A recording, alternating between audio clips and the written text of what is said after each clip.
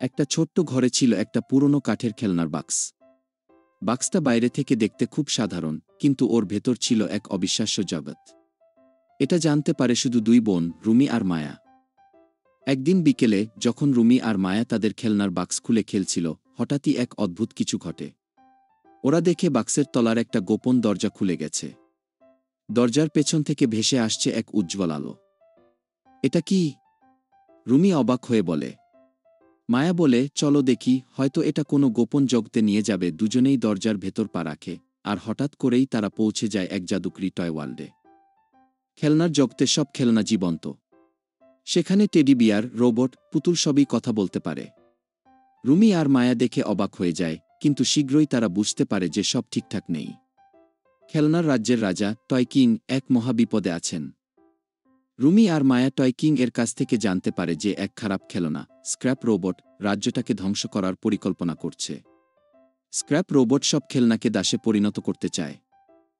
Toy king বলে, আমাদের সাহায্য দরকার, তোমরা আমাদের একমাত্র ভরসা। রনি বলে, আমরা কিভাবে সাহায্য করব?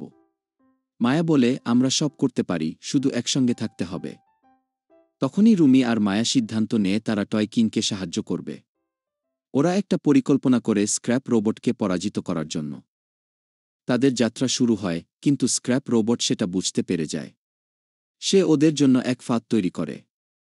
রুমি আর মায়া এক জঙ্গলের মধ্য দিয়ে যেতে থাকে, যেখানে স্ক্র্যাপ রোবটের গুপ্তচর রোবটগুলো ওদের উপর আক্রমণ করে। কিন্তু টেডি বিয়ার আর রোবট সৈন্যদের সাহায্যে ওরা সেই ফাঁদ থেকে মুক্তি পায়। তারা স্ক্র্যাপ রোবটের ঘাঁটিতে পৌঁছে যায়, আর তখনই এক ভয়ঙ্কর যুদ্ধ শুরু হয়।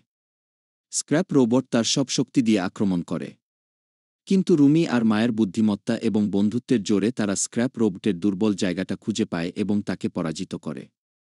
টয় কিং খুশি হয়ে বলে, তোমরা আমাদের বাঁচিয়েছ। খেলনা রাজ্য আবার শান্তি ফিরে পায়। যুদ্ধ শেষে রুমি আর মায়া খেলনা রাজ্যে আর একটু সময় কাটায়, কিন্তু তারা জানে তাদের বাড়ি ফিরে যেতে হবে। টয় কিং তাদের বলে, যখনই তোমরা আমাদের দরকার মনে করবে, এই খেলনার বাক্স খুলে ফেলো। তোমরা সবসময় আমাদের বন্ধু। রুমি আর মায়া খেলনার বাক্সের দরজায় ফিরে যায় এবং ধীরে ধীরে আবার তাদের নিজের ঘরে ফিরে আসে। সন্ধ্যার আলো ম্লান হয়ে আসে, কিন্তু ওদের মুখে হাসি, কারণ তারা জানে একদিন আবার খেলনা রাজ্যে অ্যাডভেঞ্চার হবে।